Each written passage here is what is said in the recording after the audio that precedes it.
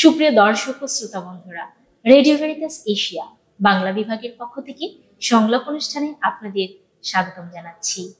আর আজকে আমাদের এই সংলাপ অনুষ্ঠানের মধ্যমণি হিসেবে রয়েছেন ডন বস্কো কলেজের ভাইস প্রিন্সিপাল শ্রদ্ধেয় রুমন রাংসা স্যার। আপনাকে আমাদের এই সংলাপ অনুষ্ঠানে স্বাগতম জানাচ্ছি। আপনাকেও অনেক অনেক শুভেচ্ছা এবং অভিনন্দন জানাচ্ছি।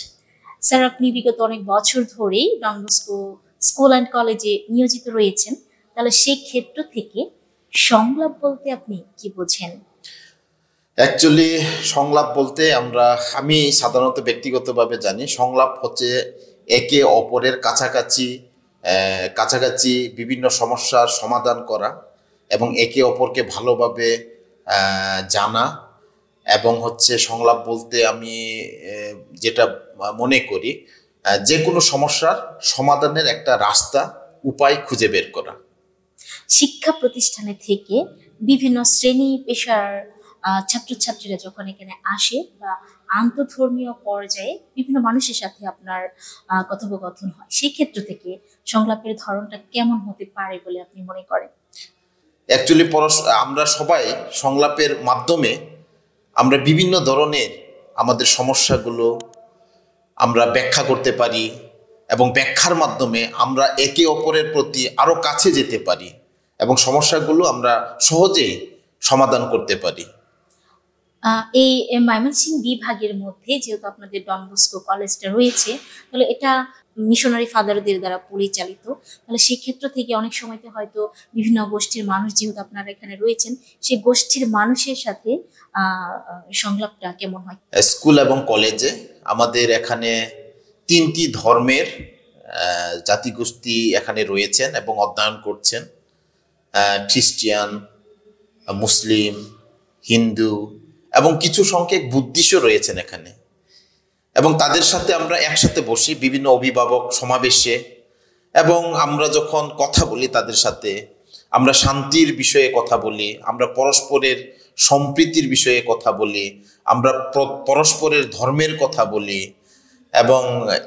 এবং আমাদের বিভিন্ন বিষয়গুলো কথা বললে এবং বিভিন্ন আন্তঃধর্মীয় কথা বললে যে আমাদের বিভিন্ন ধরনের যেগুলো অজানা থাকে এইগুলো পরিষ্কার হয়ে যায়, এতে করে আমাদের পরস্পরের মধ্যে ভুল বুঝাবুঝিটা খুব কমে আসে এবং আমরা পরস্পরের সাথে একসাথে আমরা মিলেমিশে কাজ করতে পারি।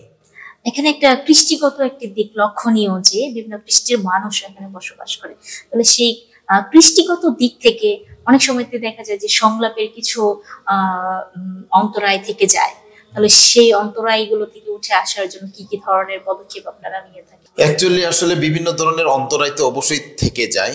এইগুলো আমাদের অন্তরায়গুলো কিভাবে সমস্যা সমাধান করা যায়, অ্যাকচুয়ালি এটা যদি আমরা করতে চাই তাহলে ওই সংলাপের মাধ্যমে আসতে হবে, এবং সংলাপের মধ্যেই মানুষ তো সবকিছুই শিখে, মানুষ সবকিছুই জানে, মানুষ সবকিছুই অন্যের কাছ থেকেও যেমন শিক্ষা গ্রহণ করে ঠিক তদ্রূপ মানুষও কিন্তু অন্যদের কাছ থেকে শিক্ষা গ্রহণ করে।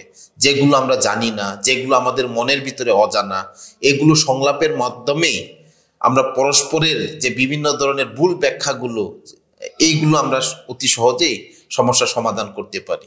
এরকম কিছু কিছু ক্ষেত্র রয়েছে যা সংলাপের মধ্য দিয়েও করা যায়, সেই ক্ষেত্রগুলো কি কি হতে পারে?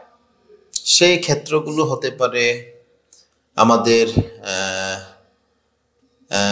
মুক্ত আলোচনা হতে পারে, এরপরে হচ্ছে আমরা বিভিন্ন সভা সেমিনারের মাধ্যমে যারা যে কোনো বিষয় যদি আমরা বিষয়বস্তু যদি আমরা অ্যারেঞ্জ করি তাহলে স্পেশালিস্ট যারা রয়েছেন, যারা ভালো জানে ওই বিষয় সম্পর্কে যারা স্পেশালিস্ট রয়েছেন তাদেরকে নিয়ে এসে আমরা আরো পরিষ্কার হতে পারি, আরো জ্ঞান সমৃদ্ধ হতে পারি আমরা নিজেদেরকে। এরপরে হচ্ছে আমরা পরস্পরের মাধ্যমে আমরা সবার সাথে বসে আলোচনা করতে পারি। এরপরে হচ্ছে আমরা তাদেরকে বিভিন্ন অ্যাওয়ারনেস দিতে পারি, বিভিন্ন বিষয় নিয়ে কথা বলতে পারি। এভাবেই হয়তো আমরা আমাদের যে সংলাপের মাধ্যমে এই সমস্যাগুলো সমাধান করতে পারি। স্যার, আপনি অন্তত সুস্পষ্টভাবে ব্যক্ত করেছেন যে সংলাপ আসলে সংলাপ হলো আমাদের মতের আদান প্রদান। Right. আমরা পারস্পরিক যখন সংলাপ করি, যখন কথা বলি, কাউকে প্রাধান্য দিয়ে নয়, বরং সেখানে থাকবে সম্মান বোধ, Right. শ্রদ্ধা বোধ। শ্রদ্ধা তো বোধ। সেখান থেকে আমাদের সংলাপের শুরু এবং সেখান থেকে আমাদের সকল সমস্যার সমাধান। তাহলে আপনার সুন্দর মতামতের জন্য আপনাকে অসংখ্য ধন্যবাদ জানাচ্ছি, এবং ধন্যবাদ জানাচ্ছি আমাদের শ্রোতা বন্ধুদের যারা বিভিন্ন জায়গা থেকে আমাদের এই সংলাপ অনুষ্ঠানটি দেখছেন। আপনাদেরকে অসংখ্য ধন্যবাদ জানাচ্ছি। স্যার, আপনাকে অসংখ্য ধন্যবাদ। আপনাকেও ধন্যবাদ। যারা শ্রোতা রয়েছেন আপনাদেরকে অনেক অনেক ধন্যবাদ জানাচ্ছি, এবং ডন বস্কো স্কুল অ্যান্ড কলেজে আপনাদেরকে সাদরে আমন্ত্রণ জানাচ্ছি দেখার জন্য। Thank you.